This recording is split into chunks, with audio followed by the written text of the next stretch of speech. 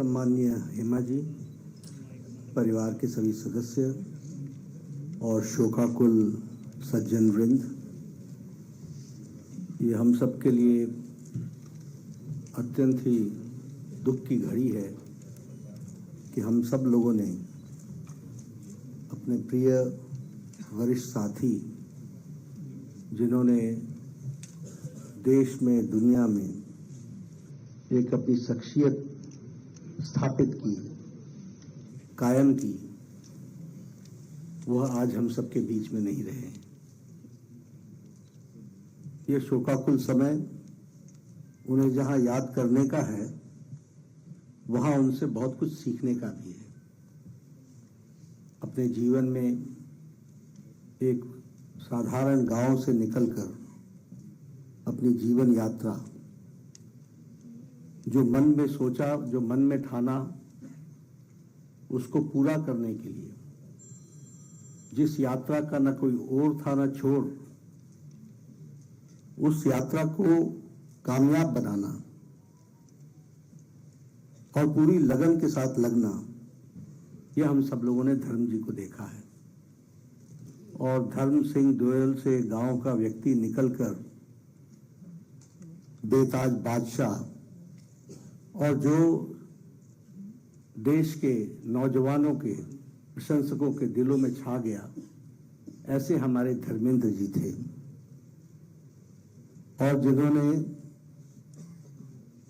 6 दशक तक सिने जगत के माध्यम से देश के करोड़ों प्रशंसकों के बीच में अपना दिल, करोड़ों प्रशंसकों के दिल में उन्होंने स्थान पाया है। वह सिने जगत में तो उन्होंने अपना नाम बनाया ही था, लेकिन समाज सेवा से भी जुड़े और राजनीतिक क्षेत्र में भी उन्होंने काम किया। और हम सब जानते हैं कि राजस्थान के बीकानेर से उन्होंने सांसद के रूप में भी देश को अपनी सेवाएं दी और देश के साथ साथ समाज को भी उन्होंने अपने साथ इस काम में जोड़ा। मुझे पार्टी के अध्यक्ष के रूप में ये गौरव होता है कि वह भारतीय जनता पार्टी के सदस्य बने और भारतीय जनता पार्टी को उन्होंने भारत की संसद में उन्होंने प्रतिनिधित्व किया और समाज और देश के लिए सेवा की। यही नहीं, सबसे बड़ी बात यह है कि धर्म जी ने इतनी ख्याति पाने के पश्चात भी अपनी जड़ों से हमेशा वो जुड़े रहे। उन्होंने कभी भी अपने जड़ों को न कमजोर होने दिया, न उनसे दूर जाने का प्रयास किया। और इसके साथ साथ वह बहुत ही जिंदा दिल इंसान थे और इंसानियत उनमें रग रग में भरी हुई थी। कभी भी उन्होंने यश को अपने ऊपर हावी नहीं होने दिया, कभी भी सफलता को उन्होंने ऊपर हावी नहीं होने दिया।